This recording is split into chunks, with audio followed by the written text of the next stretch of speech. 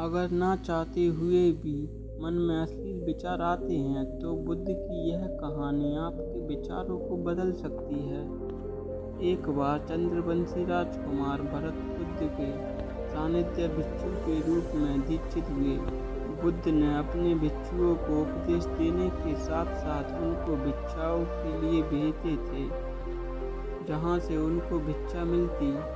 भरत को महात्मा बुद्ध ने भिक्षा लेने के लिए एक सेविका के घर पर भेजा।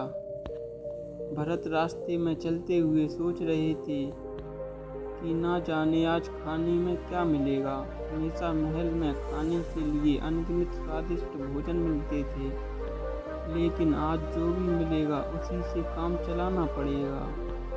भरत ने सेविका के घर जाकर भिक्षा के लिए याचना की। सेविका ने भरत को बैठने के लिए कहा। सेविका जब अंदर गई थी तो भरत पुनः अपने प्रिय भोजन के बारे में सोच रहे थे। जब सेविका भोजन लेकर आई तो भरत अचंभित रह गए। भरत अपने प्रिय भोजन को देखकर खुश हो गए। भरत भिक्षा ग्रहण करने लगे। भिक्षा ग्रहण करते हुए भरत सोचने लगे कि उनको हमेशा खाना खाने के बाद कुछ विश्राम करने की आदत है, लेकिन आज उन्हें यहाँ से खाना ग्रहण करने के बाद धूप से होकर वापस आश्रम पहुँचना पड़ेगा। भोजन हो जाने पर सेविका ने भरत को कुछ समय विश्राम करने के लिए कहा। भरत पुनः खुश हो गए। सारी इच्छाओं की पूर्ति होते देख भरत इसको एक संयोग मानकर कुछ देर के लिए लेट गए। लेटते हुए भरत सोचने लगे कि आज तो सोने को मिल गया, लेकिन मेरे सर से हमेशा के लिए छत का साया मिट गया।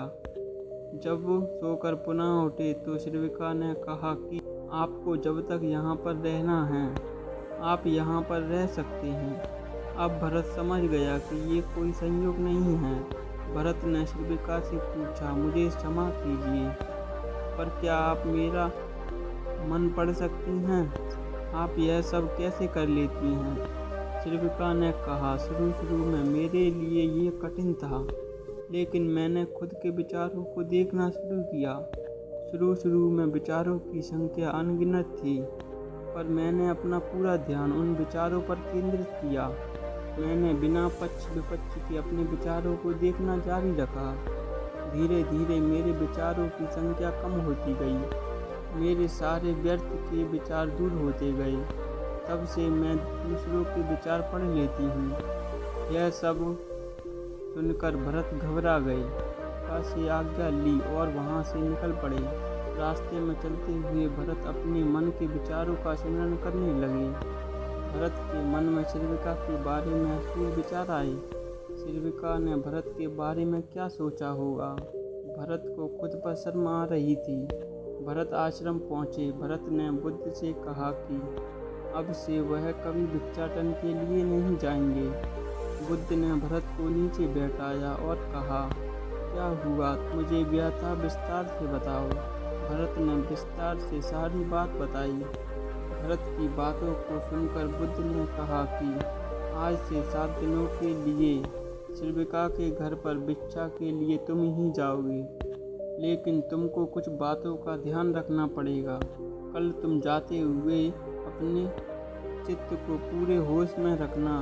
तुम्हारे अंदर कौन से विचार उठ रहे हैं, उन पर ध्यान केंद्रित करना। होशपूर्ण और जागरूकता के साथ ध्यान करना कि कौन सी वासना तुम्हारे भीतर उठ रही है। इन सभी का ध्यान करते हुए जाना और फिर मुझसे विचार विमर्श करना।